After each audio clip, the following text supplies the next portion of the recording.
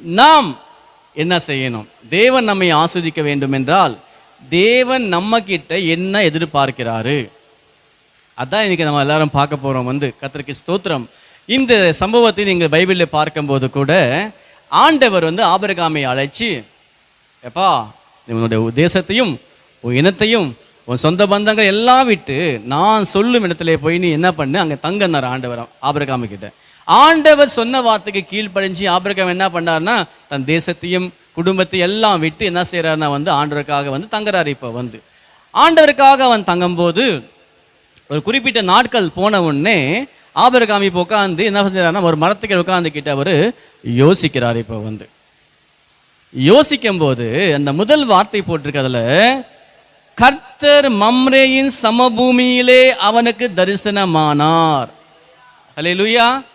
கர்த்தர் காட்சி கொடுத்தாரா ஆபிரகாமுக்கு, தரிசனமானாரா.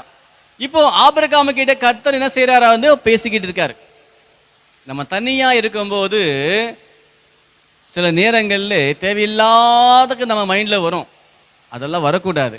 என்ன வரணும்னா ஆண்டவர் தான் நம்ம கூட பேசுற மாதிரி இருக்கணும். நம்ம இதயம் எல்லாம் கூட இங்கே கரெக்டா இருந்தா நம்முடைய கனெக்ஷன் கரெக்டா இருக்கும். மேல நம்ம எப்போ எங்கே இருந்து சொல்ல நான் படுத்தாலும் நடந்தாலும் உட்கார்ந்தாலும் என்னை சூழ்ந்திருக்கீங்க ஆண்டவரே. நம்ம எங்கே போனாலும் தேவன் நம்மோட தான் இருப்பாரு. அல்லேலூயா. நான் தனியா உட்காரும் போது பிசாசு சோதிச்சுட்டான், பிசாசு பயமுறுத்திட்டான், இதெல்லாம் நடக்காது. தேவன் நம்மோடு இருந்தா அவரை தான் நம்மோட பேசுவார்.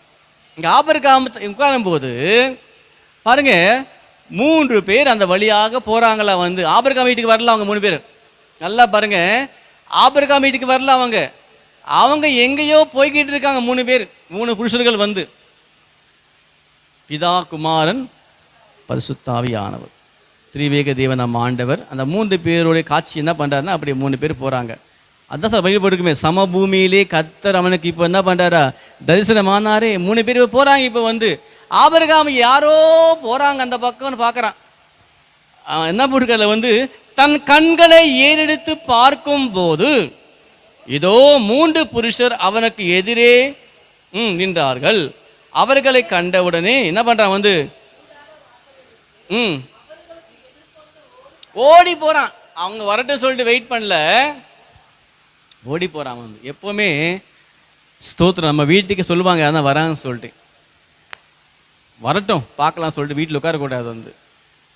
கேட்டு சவுண்டு கேட்டு என்ன பண்ணோம், ஓடி நம்ம தான் ஏஞ்சி வரணும், வாசலாண்டு வரணும், வாங்க வாங்க உள்ளே வாங்கன்னு சொல்லிட்டு. இப்போல்லாம் பெல் அடிப்பாங்க தான், ஆனாலும் அப்போல்லாம் பெல்லில் கிடையாது. இல்லை அப்போல்லாம் எல்லாம் என்ன பண்ணுவாங்களா, வாசலில் வெயிட் பண்ணுவாங்க எப்போ வருவாங்க சொல்லிட்டு. வந்த உடனே அவங்களுக்கு தண்ணி கொடுப்பாங்க. திரும்ப அவங்களுக்கு தெரியாது, தெரியல, காலு கழுவுறதுக்கு தான் தண்ணி கொடுப்பாங்க. காலு கழுவுறதுக்கு காலு கழுவுவாங்க. அதுக்கப்புறம் டவல் கொடுப்பாங்க தொடச்சிக்கிறதுக்கு. அதுக்கப்புறம் உள்ளே உட்காந்த ஒன்று தண்ணி கொடுப்பாங்க குடிக்கிறதுக்கு. அதுக்கப்புறம் தான் மீதியெல்லாம் பேச்சே ஸ்தோத்திரம். அல்லேலூயா. இதெல்லாம் அந்த காது இதெல்லாம் இருந்தது. இன்னைக்கு அதெல்லாம் கிடையாது. பெல் அடிச்சா கேட் திறப்பாங்க, அவள் தான் உட்கார வேண்டியதா, போய் டீ கொடுப்பாங்க, குடிச்சிட வேண்டியது, அவள் தான். இப்போல்லாம் மாறி போச்சு. இப்பெல்லாம் அல்லேலூயா. ஹார்லிக்ஸ் போனட்டு எல்லாம் தான்.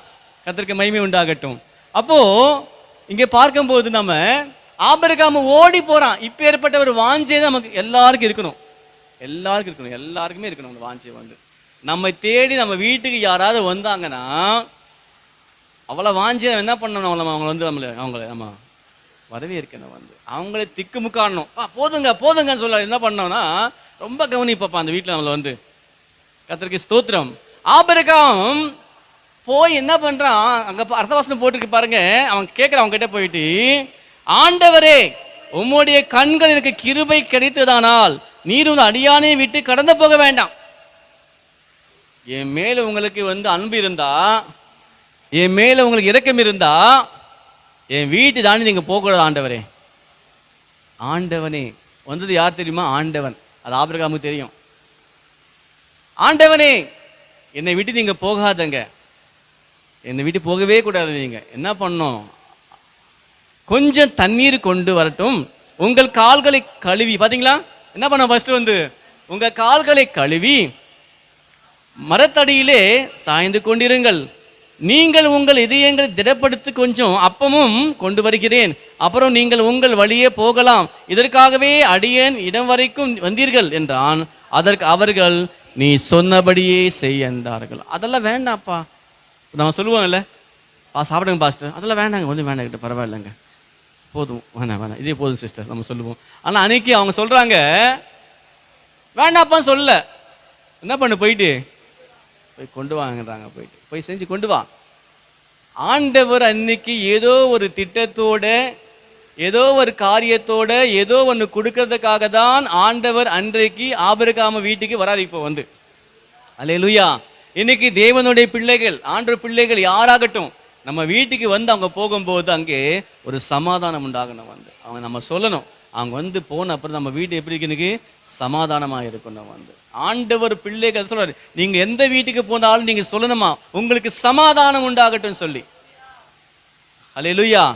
ஆபிரகாம் இப்போ வந்து சொல்றான், என்ன பண்றான், ஒன்னு ஆபிரகாம் வந்து உட்கார்ந்துட்டு அவன் கூட பேசல. அப்போது ஆபிரகாம் தீவிரமாய் கூடாரத்திலே சாளரத்துக்கு போய், நீ சீக்கிரமாய் 3 படி மெல்லிய மாவெடுத்து பிசைந்து அது அப்பம் சுடு என்றான். 3 பேர் வந்திருக்காங்க அம்மா வெளியே,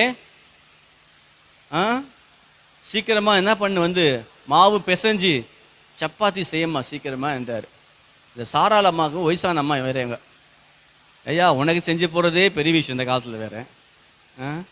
அவங்க பாட்டுக்கு ரோட்ல போய்கிட்டு இருந்த மனுஷங்களை 3 பேர் கூட்டு வந்து உட்கார வச்சு, ஏன் உயிர் வாங்குறியா நீ, வந்து வேற வேலை இல்லை அவனுக்கு, வந்து உனக்கு இல்லைன்னா நீ பேசாம என்ன பண்ணு, நீ செஞ்சு போடப்பா, என்னால முடியாது. இன்னைக்கு இருக்கிறா, இன்னைக்கு அப்படிதான் இருக்காங்க. சில வீட்டில் வந்து, எதுக்கு கூட்டு வந்தீங்க அவங்கள வீட்டுக்கு, போங்க ஹோட்டல் வாங்கிட்டு வாங்க போயிட்டு,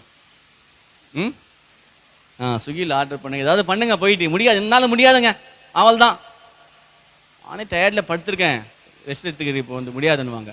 அன்னைக்கு சாராள் அம்மா சொன்ன உடனே, இதுதான் ஆண்டவர் எதிர்பார்க்கிறார். ஒரு புருஷன் வந்து என்ன சொன்னாலும், எந்த மனைவி வந்து சரிங்க சொன்னச்சுங்களேன், வந்து அந்த புருஷன் கண்டிப்பா சொல்ல நேசிப்பாங்க. பைபிள் அதாவது அழகா போட்டிருக்கு, வந்து மனைவிகளே உங்கள் புருஷனுக்கு கீழ்ப்படியுங்கள், புருஷர்களே உங்கள் மனைவிகளை நேசியுங்கள்.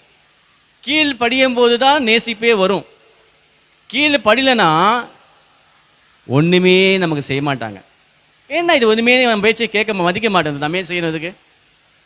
அது ஆண்டவர் சொன்ன கரெக்டா, வந்து நீ கீழ்ப்படிஞ்சா அன்பு கூறுவான், ஆட்டோமேட்டிக் அன்பு வந்துடும்.